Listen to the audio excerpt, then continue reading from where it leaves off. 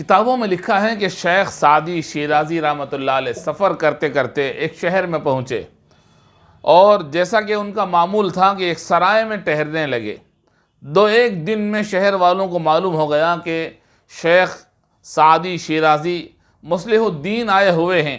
شہر والے اور اہل علم ان کی طرف دوڑ پڑے۔ وعظ کی مجلسیں سجیں، شعری محفلیں جمع ہوئیں۔ اسی زمانے میں شہر کے ایک بڑے سوداگر اور بہت بڑے تاجر کے بیٹے کا نکاح تھا، اور تو وہ آیا اور حضرت کی خدمت میں حاضر ہو کر کہنے لگا کہ حضرت، میرے بیٹے کی شادی ہے، سارے شہر کے معزز لوگوں کو میں نے دعوت دی ہے، آپ بھی یہ دعوت قبول کر لیں تو ہمارے لیے عز و شرف کا باعث ہے۔ ویسے میں بہت بڑا گرویدہ اور آپ کا عقیدت مند ہوں، آپ بھی تشریف لائیں تو میری محفل میں 4 چاند لگ جائیں گے۔ الغرض اتنی ساری باتیں حضرت نے سنی تو آپ نے بھی اجازت دے دی آنے کے لیے، ہاں بھری۔ کوئی مسلمان بھائی دعوت دے کر بلائے تو رد نہ کرنا چاہیے، یہ اسلام کی تعلیم ہے۔ چنانچہ شیخ سعدی رحمۃ اللہ علیہ اپنے کام کاج سے فارغ ہو کر دعوت کے صحیح وقت پر وہاں پہنچے جہاں دعوت کا اہتمام تھا۔ دیکھا کہ بڑا تزک و احتشام ہے، ایک سے ایک آدمی زرق برق جوڑے پہن کر آ رہا ہے، اور میزبان خود دروازے پر کھڑا ہو کر ایک ایک مہمان کا استقبال کر رہا ہے، اور لوگوں کے ساتھ ہوتے ہوئے شیخ سعدی رحمۃ اللہ علیہ بھی دروازے تک پہنچتے ہیں۔ میزبان کو دیکھ کر پرتپاک انداز میں ہاتھ ملاتے ہیں، لیکن مہمان نے آپ کے ہاتھ سے ہاتھ ملانے کے بجائے ہاتھ جھٹک دیا، اور شیخ سعدی رحمۃ اللہ علیہ سے کہنے لگا کہ آپ بعد میں آنا جب دعوت ختم ہو جائے۔ انہیں دھکیل دیا۔ شیخ سعدی رحمۃ اللہ علیہ چپکے سے اپنے سرایہ اور اپنے کمرے کی طرف واپس آ گئے۔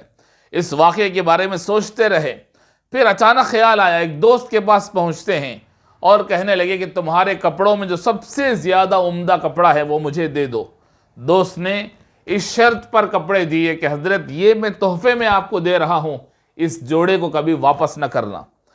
شیخ سعدی رحمۃ اللہ علیہ نے اس جوڑے کو پہن لیا، تیار ہو گئے، پھر سواری خریدی اور سواری پر سوار ہو کر زرق برق کے ساتھ پالکی پر بیٹھ کر دعوت میں تشریف لائے۔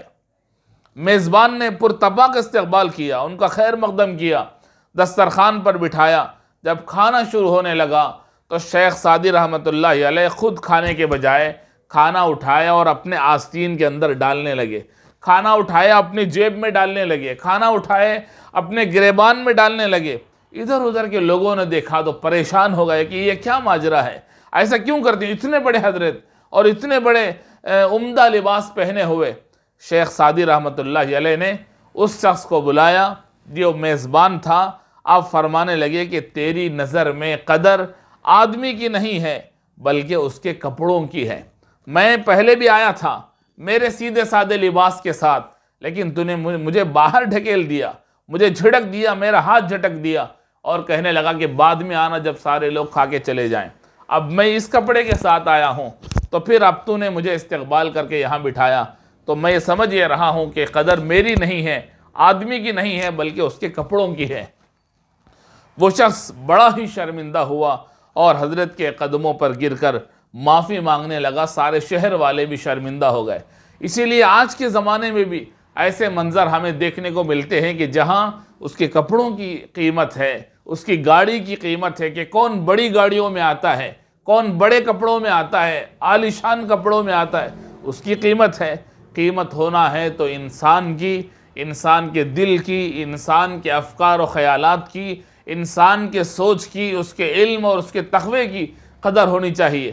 اللہ تعالی ہمیں اس واقعے سے سبق لینے کی توفیق عطا فرمائے۔